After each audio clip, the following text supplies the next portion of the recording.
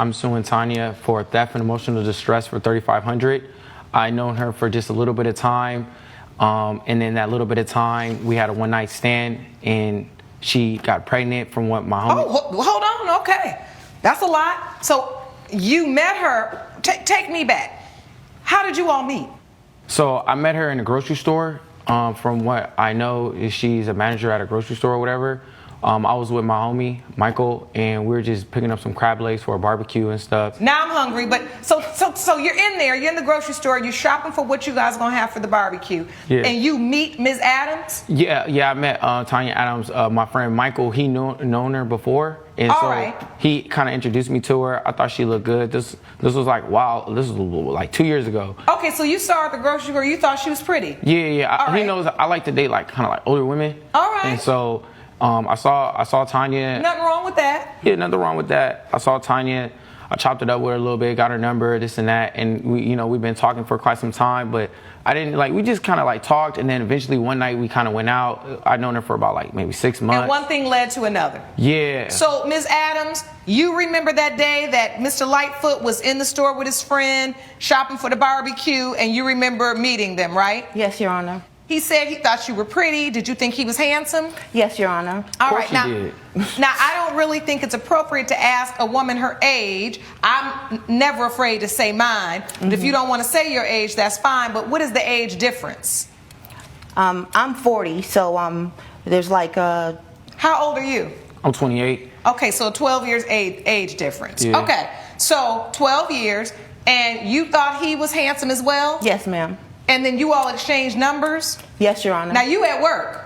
I'm at work. You the and, manager? I'm the manager. I'm the store manager. Yes. All ma'am. right, and was getting numbers too?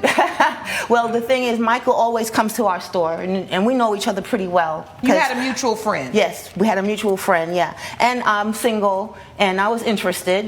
So thought it couldn't hurt to get to know him. And so the one night stand, you all were friends talking back and forth. You had Yeah. a one night stand. Where was the one night stand? At my house. So y'all were at your house. Yes, ma'am. And you all were intimate. Yes, we were. Did you use protection, Mr. Lightfoot? Of course, I was always raised to use protection. Don't be a fool. Wrap your tool, and that's something I Don't stand be by. a fool. Yeah. Wrap the tool. Yeah. I'm gonna remember that one, honey. Yeah. So I was always Okay. taught, and that's what I make sure when I was with her, that I used protection, even though I didn't want to, but I knew this was the most responsible thing to do at the time. All right. And so, I'm a very busy person. I do stocks. I work in the office. And so, during that time, we were talking, but it was a while ago. That's not who I am anymore. But I was talking to a few different women, and she invited me over, and we happened to have sexual intercourses. Intercourses? Sexual intercourse. So I'm that's sorry. more than once? It was like Well, yeah, three times that night. So. Yeah, it was. You said a few times? Yeah, that's why I like the younger men. Oh, well, all right. So you like the younger men, so you had sex a few times that night, but every time was protected. Yes, ma'am. So why are we here today? If you had protected sex, you say in your complaint, Mr. Lightfoot, that she trapped you into having a baby. Well, because what happened was, it was I had met her, and then 9 months, 8 months later or whatever, my homie tells me that, Tanya, she pregnant? And I was like, what do you mean she pregnant? But I didn't really think anything of it. It was just something brief. And then next thing you know, he tells me that he sees a picture of Tanya's baby, and it looks like me and this and that. Wait, hold on now. So after you all have this one night stand, it was like a real one night stand where I kinda y'all didn't ghosted even her. talk anymore. Yeah, because I was very busy, and like I said, during that time, Your Honor, Yeah. I was talking to a few different women. And so- he just stopped talking to And me so, altogether. He totally ghosted me. This man really said, "Don't be a fool, wrap your tool," like it was some sort of TED talk, and still ended up in court. And that tool got wrapped and then allegedly unwrapped after checkout. I mean, the dude met her at a grocery store, said, "Don't be a fool, wrap your tool," and still left with a family-sized consequence. The dude thought he was shopping for groceries and walked out with a lifelong responsibility. And this dude thought he was gonna have a one-night stand, but it turns out that he had a 9-month subscription. This wasn't a hookup, it was basically a reproductive side quest. And let's talk about this age gap. This man looks like he just learned how taxes work. This wasn't a one-night stand, this was a strategic operation according to her. I mean, a one-night stand with lifelong consequences, this dude wrapped it up and she still ended up pregnant. That condom deserves a pension. I mean, you might as well sponsor this whole court case by self-checkout regret. Now, we all know that when you wrap your tool, it most likely will prevent this type of stuff, but somehow she still ended up getting pregnant. I myself find that there might be a reason why this happened, but we're just about to find out. I kind of told her that I'm a very busy person, like for work and this and that, and I wasn't kind of like. Did that hurt your feelings that he didn't call back anymore, Ms. Adams? Of course it did. Yes, yes. And see, that's why I always tell women, please watch out for these one-night stands, because I don't know what it is today. Young women always want to convince themselves, oh, what the man can do to the girl can do. I let her know what it was. But somehow when we get in these situations, am I right, ladies? We do not like real one-night stands. We get offended when you don't call back, and the one-night stand, that's technically what it is. Mm-hmm. Am I allowed to say hit it and quit it? I think so. I said it, but I mean this with sincerity. If you don't want to have that kind of relationship, be very careful entering into situations where that's what you get. Because then the man moves on, you say he ghosted you, your feelings are hurt, but you really wanted him to call back because you were interested in having more of a dating, continuous relationship. Is that correct? Yes, Your Honor, which is all right. What the impression I got was going to be, we're going to have a relationship. I didn't know he was just going to just... Well, how you get that impression? You didn't even get invited over for the crab legs. Exactly, Your Honor. Delusional. No, not delusional. No, I'm not being, I'm really not even being, we were talking, being mean. My point is this. It's also about in the courting and you understanding what it was about. Did you all used to date outside of the bed? Like, did you all go out on dates before this? Never. I talked to her small talk, like off and on here and there. And then it was just one night I just happened to invite her out. So let's go out, have a good time, have a few drinks. She invited me over to her crib, have more drinks, and that just led to something else, you know? And I had so now, told her I gotta ask you, Mr. Lightfoot, before I move on, because I already know what's going on here. Were you kind of giving her an idea that perhaps this could be more than a one-night stand? Were you doing some sweet talking to try to get her in the bed? Don't hate the play, hate the game. Yes, you know what I'm saying? So you got all the answer is yes. Well, like at the end of the day, I felt like I kind of kept it real with her. I kept it a buck. I was kind of telling her, like she was telling me that she wanted a family, but I was telling her I did want a family, but not right now. Not at okay, so you all had these conversations. Yeah, we kind of talked about it a little bit. Not right now. I didn't really want a relationship. I told him exactly how I felt. So take me to this whole baby thing. So you have a one-night stand where you use protection, and what happens? Well, how'd the baby come? He dozed off. I went ahead and took his condoms out of the trash, and I used a syringe and inserted his sperm inside of me. I looked it up online. I see how to do it. This is my property, man. You left it in my house. That's my property. It's your You're so saying I leave my wallet at your crib. Now it belongs to you. You gonna start taking my cards and start spending my money just because it's at your crib? Yo, wait a minute, Ms. Adams. Now that rationale, that line of thinking. So you said to yourself, he left. And the condom is still in the trash can. You didn't flush it down the toilet? Did she just say it was her property because he left it at her house? Ma'am, this is not a lost and found. That's not how property law works. You don't get ownership just because something touched your couch. This guy's right. By that logic, if he left his wallet there, then it would be yours. The dude left the building. She said, ah, yes, assets. And I don't think you get to say finders keepers in adult court. Calling that my property is crazy work. The dude wrapped his tool but forgot to secure the perimeter and basically should have thrown that thing down the toilet. But I guess you could say this case is sponsored by hindsight. I have never heard of someone recycling like this. That condom didn't retire. It got reassigned. That's not safe sex. That's reused with intent. And the dude thought protection meant protection, while she basically thought protection meant storage. And you can feel the judge mentally saying, I cannot believe this is my Tuesday. I myself believe that this is crazy and breaks many laws. I don't think that just because someone left something at your house, even if it's their body fluids, that it should be counted as your property. But I want to know what you guys think. Maybe some of you think that this is totally fine. Let me know. I should have listened to my mom. She always told me, if you go somewhere, take all your belongings with you when you leave. You know and the I risks should have never left involved. my You condoms knew the risks there. involved in the first place. All when right, you so first got in hold the bed with on me. now. I want to understand this. So you're saying he left the condom, but it was in the trash, and you just took it upon yourself to say, well, you know what?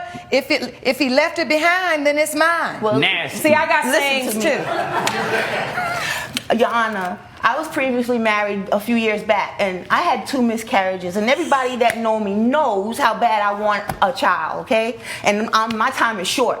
Okay, at this age, I need to hurry up and have Your my clock child. is ticking. You got that right. Almost topped. Yes. I got it. Okay, I had so- my son at 41, so I do understand that. So I had my opportunity. I saw my opportunity and took it. I decided I wanted a baby. Okay, so you testified in open court that you saw an opportunity with some sperm from a young man still in your trash, and you decided you were going to take it. Yes, ma'am. You know that sperm jacking is a thing, don't you? Yes, it is. I never heard of that. You just said you looked it up. Well, I looked it up on the internet, but I didn't know it was a thing. So when you looked it up, you should have looked up to see that this is really happening and it's an issue. Yes, Your Honor. So you are admitting in open court that you did not ask Mr. Lightfoot's permission. You all never discussed and agreed to have a child together. You took it upon yourself because the condom was still there. We discussed it. And now he's saying that he was never against agreed it. to have But he a was child, Your telling Honor. me, yes, I know that's I look good. good. He was I know I got he was muscles, I down with look it. fit. No, you was What down with it. muscles, You know boy, you was now down you with done it. took it too far. I was My here for shirt a little all thick. of your little sayings, but now you done talked about these muscles. Now hold on. Listen, Mr. Lightfoot, what I want to understand from you is, you're saying that after this one night stand, you never contacted her again, and then all of a sudden, a few months later, then you see your friend. This is your witness. Yeah, my homie. Please yeah. stand up, sir. I My want to homie hear Michael. from you, because this is a mess. Hello, Your Honor. How are you Please doing? state today? your name for the court. My name is Michael Lofton. All right, Mr. Lofton, how do you know Mr. Lightfoot? I know Stewart from college. You know, we played football together. He was my quarterback.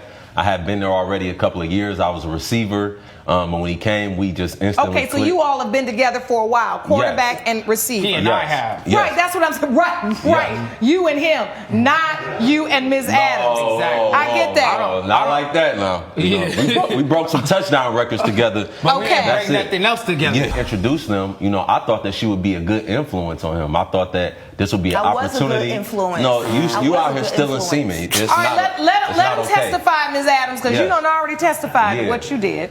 What evidence do you have related to the emotional distress? I had to take like therapy sessions. I Okay, went to let me have therapy. that. And I can attest to that, Your Honor, because I would take him back and forth to his therapy sessions. I was tripping, Your Honor. Like I'm thinking I'm having protected sex. Like I'm thinking I'm like screwing up You out here. ghosted Like me, and so I needed to ghosted talk you to back. somebody about like You what You're was going on with thinking me you're internally. being a responsible player, right? Because During that time, you're yes. out there doing your thing, but you're using protection consistently. Yes. And you didn't see this coming. Yep. I And didn't now see this here's coming. an older woman that's admitting to you, I was taken advantage of. I No. took the sperm No. and I used it to have the baby. Yes. Now it's But like we ain't never had no paternity test. no. I paid Okay. to get one done.